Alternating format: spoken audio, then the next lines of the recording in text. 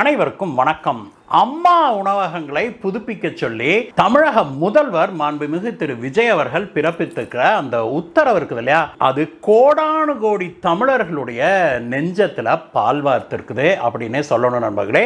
உண்மையிலேயே திரு விஜய் அவர்களுடைய இந்த உத்தரவை தமிழக மக்கள் அனைவருமே முழு மனதோடு வரவேற்கிறாங்க அப்படின்னே சொல்லணும். இது மட்டுமல்ல, திரு விஜய் அவர்கள் பிறப்பித்த மேலும் சில உத்தரவுகள் தமிழகத்தை ஒரு புதிய பாதைக்கு கொண்டு செல்லுது அப்படின்னே சொல்லணும். இந்த மிக முக்கியமான திரு விஜய் அவர்களுடைய நகர்வுகளை பற்றி தான் இன்னைக்கு பார்க்க போறோம் நண்பர்களே. வாங்க.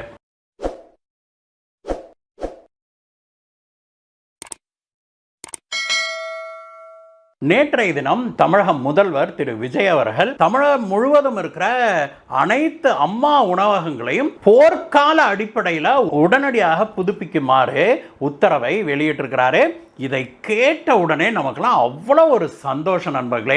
ஏன்னா உங்களுக்கு கூட நல்லா தெரியும், இந்த தேர்தல் பிரச்சாரம் தொடங்குறதுக்கு முன்னாடி இருந்தே கிட்டத்தட்ட ஒரு 4-5 வீடியோக்கள்ல நாம சொல்லியிருக்கிறோம், அந்த அம்மா உணவகங்களை திமுக ஒண்ணுமில்லாம பண்ணது தமிழக மக்களுக்கு, ஏழை எளியவர்களுக்கு அவர்கள் செய்த மிகப்பெரிய துரோகம் அப்படின்னு சொல்லியிருக்கிறேன். தமிழக மக்களுடைய இந்த குரல் நம்முடைய முதல்வர் திரு விஜய் அவர்களுடைய காதுகளுக்கு எட்டி இருக்குது.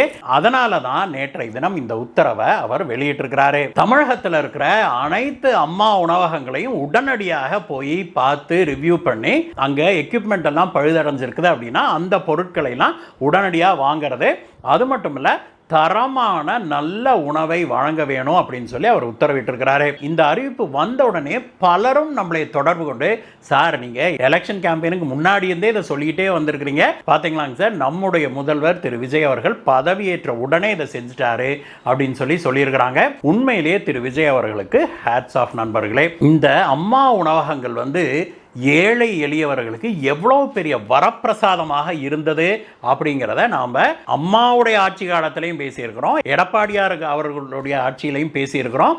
அது மட்டும் இல்ல, திமுக ஆட்சியில் இதை எப்படி நசிய செய்தார்கள், அந்த அம்மா உணவகங்களை ஒண்ணுமில்லாம பண்ணாங்க அப்படிங்கிறதையும் பல முறை நாம பேசியிருக்கிறோம். ஏன் அப்படின்னா, தமிழகத்தில் ஒவ்வொரு நாளும் ஒவ்வொரு வேலையும் கூட லட்சக்கணக்கான மக்கள், கோடிக்கணக்கான மக்கள் இந்த அம்மா உணவகத்துக்கு வந்து மிக குறை இந்த விலையில் ₹1-2 ஒரு தரமான நல்ல உணவை உண்ணக்கூடிய ஒரு அருமையான திட்டம், ஒரு உன்னதமான ஒரு திட்டத்தை தான் அம்மா ஜெயலலிதா அவர்கள் உருவாக்குனாங்க. அந்த திட்டத்தை நம்பி பல புலம்பெயர் தொழிலாளர்களும் இருக்கிறாங்க. புலம்பெயர் தொழிலாளர்கள் அப்படின்னா நார்த் இந்தியன்ஸ் மட்டும் இல்ல நண்பர்களே, நம்மளுடைய தமிழ் உறவுகள் கூட கிராமங்கள்ல இருந்து சிட்டிக்கு வர்றாங்க.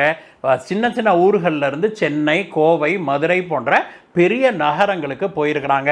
அங்கெல்லாம் அவங்களுக்கு உணவுங்கிறது ஒரு மிகப்பெரிய செலவு. இன்னைக்கெல்லாம் கோயம்புத்தூர்ல எடுத்துட்டீங்கன்னா சாதாரணமான ஒரு மினிமம் அளவுக்கு நீங்க சாப்பிடணும்னா கூட ஒரு ₹150 இல்லாம நம்ம சாப்பிட முடியாது. ஒரு டீ இன்னைக்கு ₹25 விற்கிறது.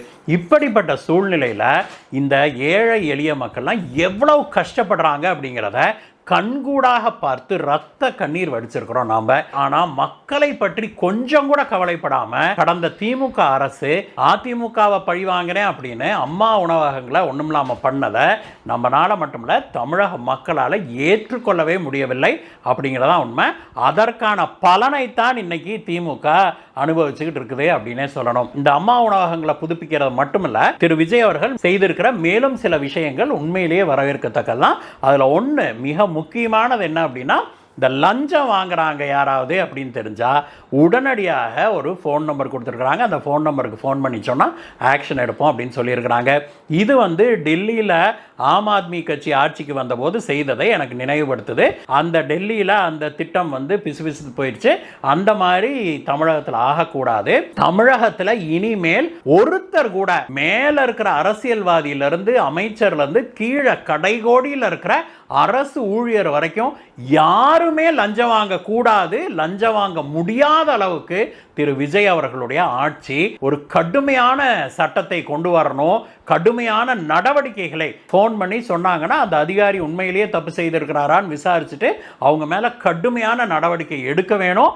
அதற்கான நடவடிக்கைகளை நம்முடைய முதல்வர் எடுக்க வேணும் அப்படிங்கிறது தான் நம்முடைய கோரிக்கையாக, நம்முடைய அவாவாக இருக்குது. இது மட்டும் இல்ல, திரு விஜய் அவர்கள் நிறைய நல்ல விஷயங்கள் செய்கிறாரு. அடுத்து வரும் நாட்களில் மேலும் என்னென்ன நல்ல விஷயங்கள் செய்வாரோ அப்படின்னு உங்களைப் போலவே நானும் ஆர்வத்தோடு காத்திருக்கிறேன். இந்த வீடியோவை பற்றிய உங்களுடைய கருத்துக்களை சொல்லுங்கள் நண்பர்களே. மீண்டும் உங்களை வேறு வீடியோ சந்திக்கிறேன். Bye bye.